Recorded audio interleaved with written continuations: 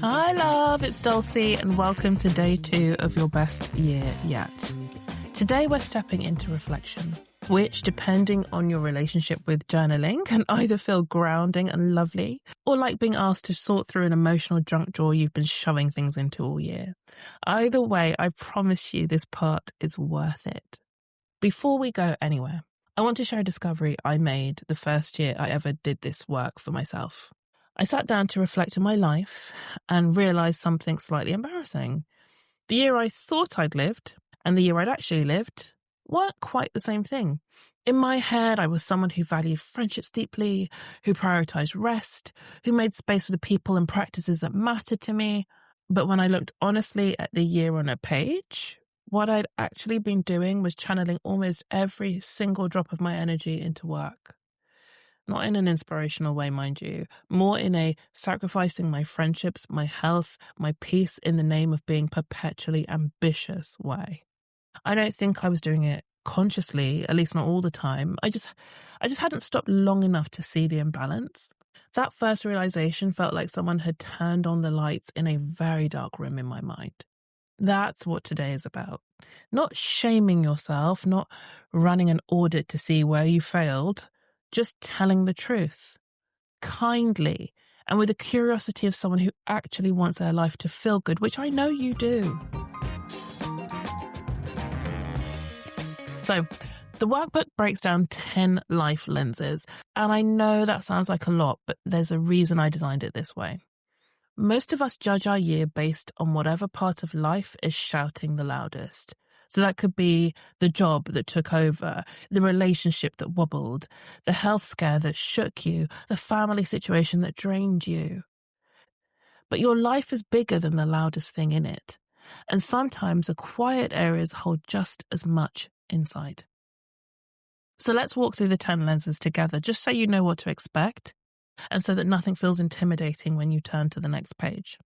So, here are the 10 life lenses. 1. Personal and family life. This is the heartbeat category, the people who see you unedited, the routines that hold you, the real-life moments that shape you. The prompts on this page will help you notice where you feel connected and where the cracks are showing. 2. Friendships and community. Not just the brunch friendships or the chaos of the group chat, but a deeper sense of belonging and reciprocity. You'll be asked here what nourished you and what you quietly grieved. 3. Finances. No need to open your budget spreadsheet. This is more like, how did money make me feel this year? Secure, stressed, avoidant, underpaid, unexpectedly proud? This lens helps you look the truth in the eye without judgment. 4. Physical health. Your body keeps the score, and it also keeps receipts. This section lets you acknowledge where you felt strong, where you struggled, and what your body has been whispering or yelling all year. 5. Mental well-being. This is your emotional landscape, your inner capacity, the ways you coped, stretched, avoided, soothed, spiraled, or steadied yourself. It's not about pathology, it's about the truth. 6. Home and environment.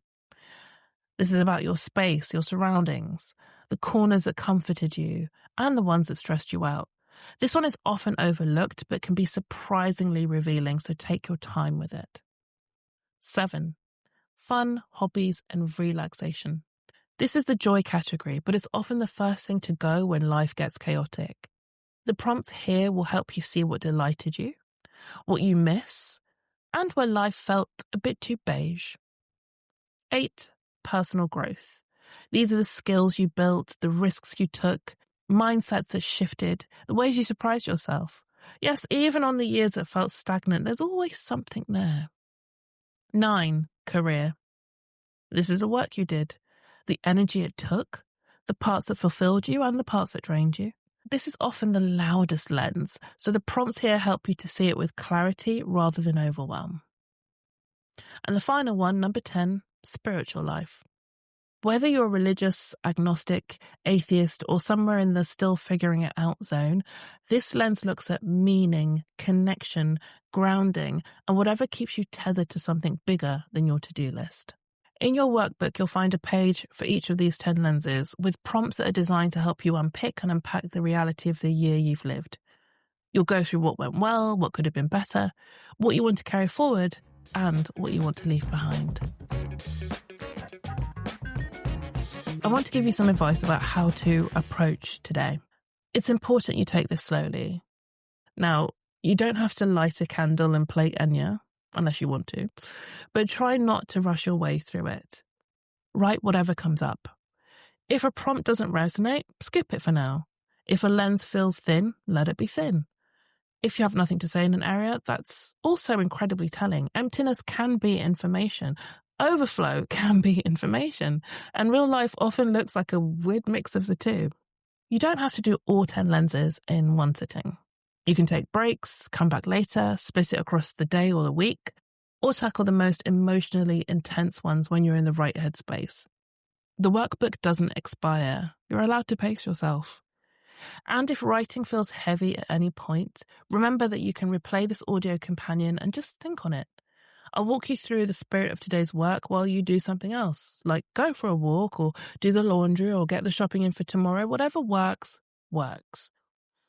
Reflection like this can bring up big emotions, so that wouldn't be you being dramatic. That's you being human.